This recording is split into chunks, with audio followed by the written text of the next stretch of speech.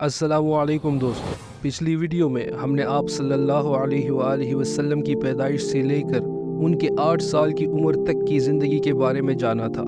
आज हम वहीं से आगे का सिलसिला जोड़ेंगे, लेकिन वीडियो स्टार्ट करने से पहले आपको ये बताता चलूँ कि ये वीडियो सीरीज़ अर्रहीक़ुल मख्तूम बुक से ली गई है, जो कि सीरतुन नबी का एक सबसे ऑथेंटिक सोर्स है और इस बुक को काफ़ी अवार्ड्स भी मिले हैं इसकी ऑथेंटिसिटी और नॉलेज की वजह से। तो इसलिए हम आप सब देखने वालों को यही मशवरा देंगे कि हमारी इस वीडियो सीरीज़ को पहली एपिसोड से देखें और हमारे साथ मरहलावार हर एक एपिसोड में शामिल होते रहे, ताकि आपको सारी मालूमात मरहलावार मिल सके और अपने दोस्त अहबाब के साथ भी सदका जारिया समझकर ज़रूर शेयर करें।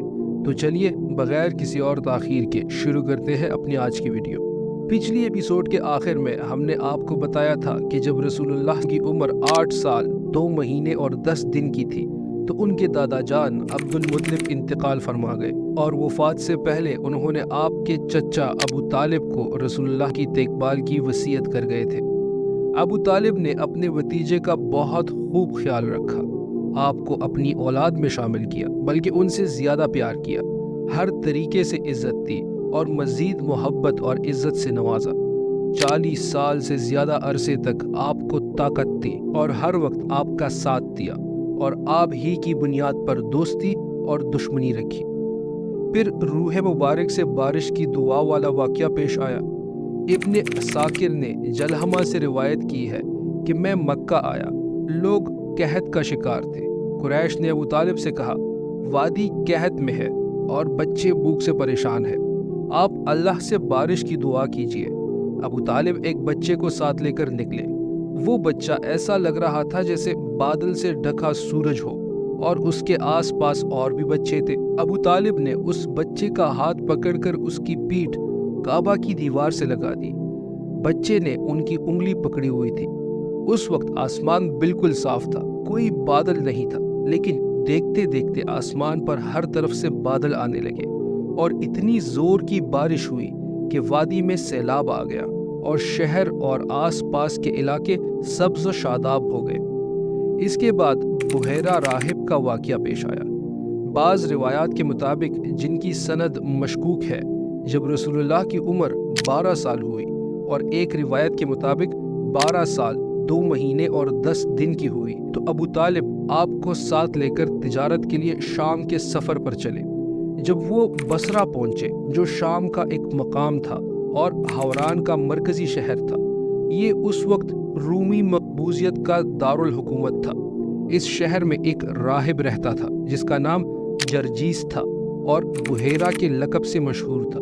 जब काफिला वहां पहुंचा तो ये राहिब अपने गिरजा से निकलकर काफिले के पास आया और काफिले की मेहमान नवाजी की, जबकि पहले कभी ऐसा नहीं किया था।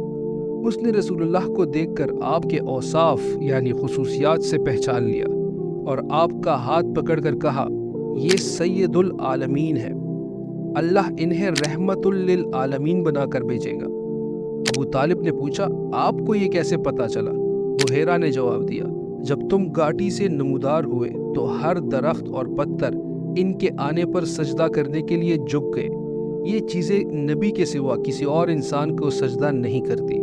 फिर मैं इन्हें मुहर नबूवत यानी नबी की निशानी से पहचानता हूँ, जो इनके कांधे के नीचे नरम हड्डी के पास सेब के जैसे है और हम इन्हें अपनी किताबों में भी पाते हैं। इसके बाद बुहेरा राहिब ने अबू तालिब से कहा, इन्हें शाम ना ले जाओ क्योंकि इनको यहूदियों से ख़तरा है। इस पर अबू तालिब ने कुछ गुलामों के साथ रसूलुल्लाह को मक्का वापस भेज दिया। फिर आपकी उम्र जब 15 बरस की हुई तो जंग फिजार पेश आई। इस जंग में एक तरफ कुरैश और उनके साथ बनु किनाना थे और दूसरी तरफ कैस गैलान थे। कुरैश और किनाना का कमांडर हर्ब बिन उमैया था, क्योंकि अपनी उम्र और इज्जत की वजह से वो कुरैश और किनाना में बहुत इज्जत रखता था। जंग के पहले हिस्सों में कैस का पलड़ा बारी था, लेकिन दोपहर के बाद किनाना का पलड़ा बारी हो गया। इस जंग को हर्ब फिजार इसलिए कहते हैं क्योंकि इसमें हराम और हुर्मत वाले महीनों की हुर्मत को तोड़ा गया। रसूलुल्लाह सल्लल्लाहु अलैहि वसल्लम भी इस जंग में अपने चचा हजरात के साथ تشریف لے گئے اور انہیں تیر تماتے رہے۔ پھر اس جنگ کے بعد حرمت والے مہینے ذی قعدہ میں حلف الفضول کا واقعہ پیش آیا۔ قریش کے چند قبائل جیسے بنو ہاشم، بنو مطلب، بنو اسد بن عبد العزیٰ، بنو زارہ بن کلاب اور بنو تیم بن مرہ نے مل کر اس کا اہتمام کیا۔ یہ لوگ عبداللہ بن جدعان تیمی کے گھر میں جمع ہوئے کیونکہ وہ اپنی عمر اور عزت میں ممتاز تھا۔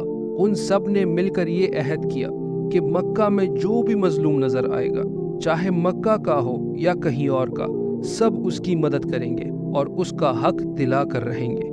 اس اجتماع میں رسول اللہ بھی حاضر تھے اور بعد میں جب آپ کو رسالت ملی تو آپ فرماتے تھے، میں عبداللہ بن جدعان کے گھر پر ایک ایسے معاہدے میں شامل تھا کہ اگر مجھے اس وقت لال اونٹ بھی ملتے تو بھی وہ اتنے پسند نہ آتے جتنا یہ معاہدہ۔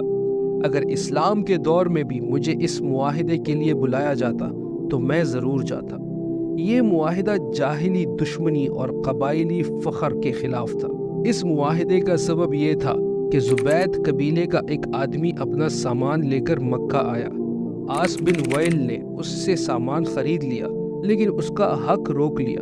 اس آدمی نے عبددار، مخزوم، جماح، سام اور عادی قبیلوں سے مدد مانگی لیکن کسی نے مدد نہیں کی۔ پھر اس نے جبل ابو قبیس پر چڑھ کر چند اشعار پڑھے جس میں اپنی بے انصافی کا حال سنایا۔ زبیر بن عبد المطلب نے اس کی مدد کی اور ان کی کوششوں سے پہلے ذکر کیے ہوئے قبیلے اکٹھے ہوئے۔ پھر سب نے مل کر عاص بن وائل سے اس زبیدی کا حق دلایا۔